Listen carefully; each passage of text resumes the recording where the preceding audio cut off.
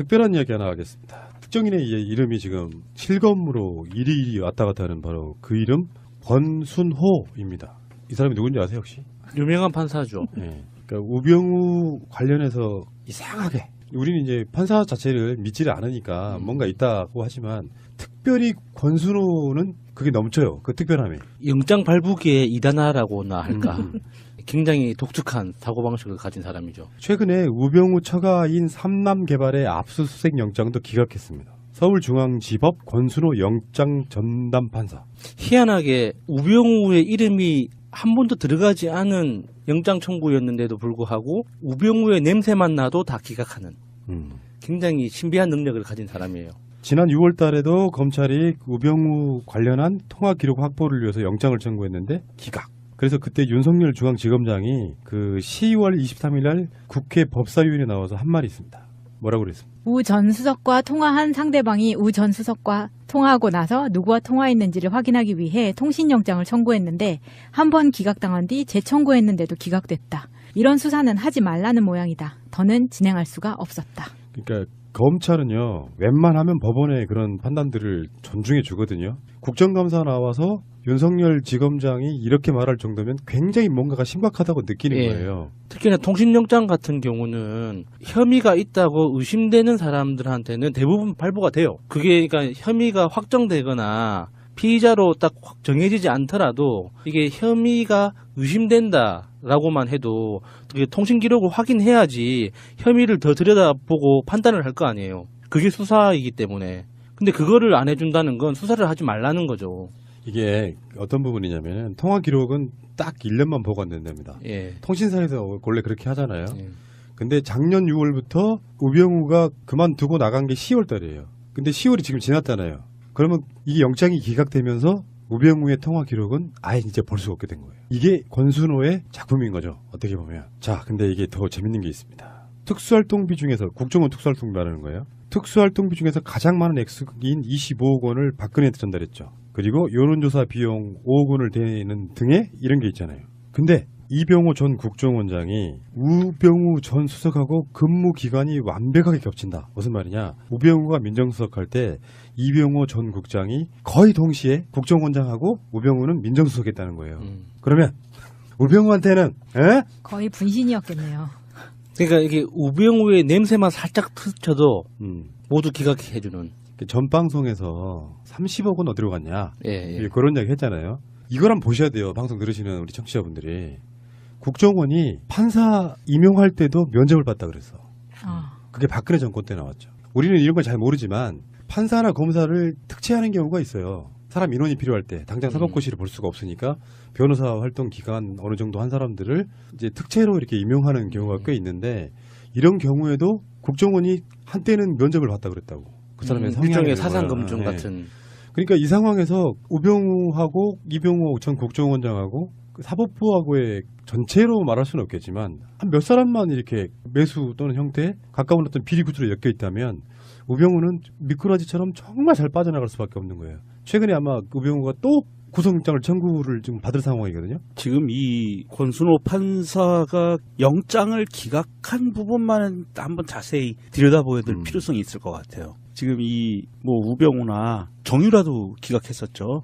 이 권순호가 정유라도 기각했었고요. 중요한 거는 한국항공우주산업 경영비리 수사 관련해서 본부장에 대한 구속영장도 기각했었거든요. 여기에도 그럼 우병우의 입김이 들어갔던 거 아닌가. 이 총체적으로 우병우가 관련된 모든 것들에 대한 기각이 들어가는 거 아닌가 싶기도 하고요. 판사는 누가 수사하죠? 공수처. 빨리 해야 되는데. 이 사람이 이제 처음에 악명을 떨쳤던 게 고영태 구속영장은 즉각 발부였고요.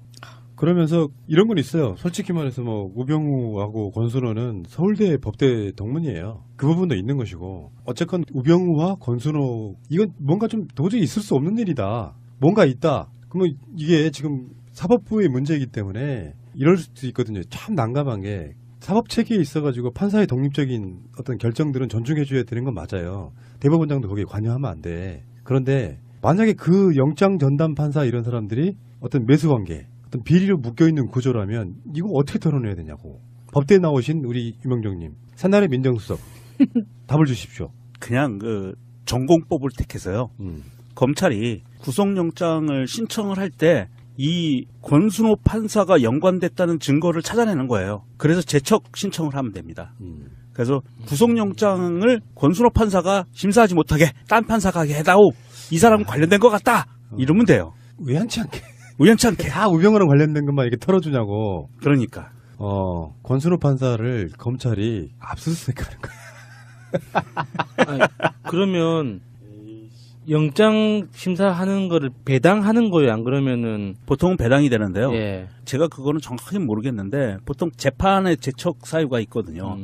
뭐 친인척이라든지 관련됐다든지 뭐 동기동창이라든지 고향 뭐 선후배 관계라든지 친구라든지 이러면 배척하는 경우가 많이 있어요. 그런 경우에 빗대서 보면 이 영장 전담 판사도 이건 우리는 이분 수용 못하겠다. 관련돼 있는 이 공유자 같다. 이렇게 논지를 펴나가면 법원에서 재조정하지 않을까 싶네요. 근데 그 증거 없이 그렇게 할 수는 없잖아요. 그러니까 증거를 그게 잡아서. 문제이고. 증거를 잡아서. 이것도 뭐 김명수 대법원장 입장에서는 굉장히 난감한 부분일 수 있는데 이제 국회의원이 그렇듯 검찰이 그렇듯 법원의 판사들도 영향을 주면 안 되니까 확실한 증거 없이는 어떻게 할 수가 없는 거예요. 결국에는 인사권자가 자리를 바꿔주는 수밖에 없지. 그렇죠. 에이. 또 섣불리 자리 바꾸기가 또 쉽지는 그렇죠. 않아요. 말이 예. 쉽지는 않죠. 예. 어쨌건 우병우와 권순호. 우병우는 정말 그러니까 우리가 생각했을 때 법망을 잘 빠져나간다. 위법 사항이 없다 이런 것보다 사법부에도 국정원에도 이병우 같은 이런 어떤 커넥션의 구조가 있어서 빠져나가는 게 아니냐로 우리가 생각을 바꿔볼 수 있는 거예요. 지금 그 검찰이 칼을 벼르고 있을 텐데 그냥 이참에 판사들한테 재판부에 국정원 특수활동비가 건너간 자료가 있으면 빨리 국정원한테 건너봤죠. 건네봐서 그냥 터트려버리지 뭐. 그냥 기다릴 필요 없이. 그러면 이제 대법원장이 이건 우리 내부 단속을 좀 해야겠다고 인사를 할 수 있지 않을까 싶기도 해요. 아까 그 30억이요. 예. 안 불고 있다 그랬잖아. 예. 일단 국정원장들의 개인 비리, 두 번째는 나라가 뒤집어질 사안 아니에요. 그렇죠. 판사들한테까지 건네갔다 그러는 거예요. 큰일 나는 거죠. 이거 국회의원한테까지는 그럴 수 있다라고 인정을 하지만 왜요? 국회의원은 왜 그럴 수 있어요? 다 죽여야지 그것도. 아니 같은 놈들이니까 한 편이었으니까. 근데 판사 사법부에 갔다 그러면 이건 나라가 나라가 뒤집어지는 뒤집어질 거예요. 사안이지. 명경님 말씀이 맞습니다. 그 한편 먹고 있는 느낌을 주기 때문에 의뢰껏 우리도 그랬을 거야 정도로 넘어가잖아요 지금. 근데 판사들한테 갔다 그러면 이건 완전히 문제가 달라지는 거예요. 그러면 문제가 달라지죠. 그러니까 그게 판사도 사람이거든요. 인맥 관계에 얽혀 있고요. 어떤 판사 새끼는 지하철에서 여자들 치마 속 찍다가 걸립니다. 그게 판사예요. 다는 아니겠지. 성추행이나 성폭행 전담 판사라 했다면서요. 그렇지. 그리고 인천의 모식이라고. 아버지는 상당히 유명하신 분이라고. 예. 홍모. 예. 근데 이런 식으로 사법부는 확실히 그런 것 같아요. 지금 잘들 아시겠지만 뭐 행정, 입법 여기에 온갖 것들이 지금 적폐청산을 하고 있는데 사법부는 아직도 조용하잖아요. 무풍지대죠. 그러니까 지금 뭐 블랙리스트 사법부 블랙리스트 조사한다고는 하지만 그것도 시간이 오래 걸리는 문제고 그러면서 지금 판사들은 시국 사건에 있어갖고 말도 안 되는 판결들을 수도 없이 봤잖아요. 예. 거기에 대해서 적폐청산이 안 되고 있어. 김명수 대법원장이 사법부 적폐청산 태스크포스 만들어야 되고요. 거기서 잘못된 시국 사건 판결들 다시 돌아보는 그런 저는 있어야 된다고 보거든요. 이 과정에서 이제 만약에 아까 말한 30억 그런 기록이 남아있을까 싶기도 해. 어딘가에 있을 거예요. 그걸 찾기가 있을까? 힘들어서 그렇지. 왜 나라가 뒤집힐 이야기냐면 사법부 체계의 판결의 공정성이 무너지잖아요. 그러면 나라 자체가 그냥 어그러지는 거라서 네. 이건 어마어마한 사건이라고 좀 예, 보시면 그렇죠. 될 것 같고요. 그래서 양승태 같은 느낌적 느낌은 박근혜 정부의 하수인 노릇한 사람이 대법원장을 끝났어도 말을 잘 못하고 있는 거예요.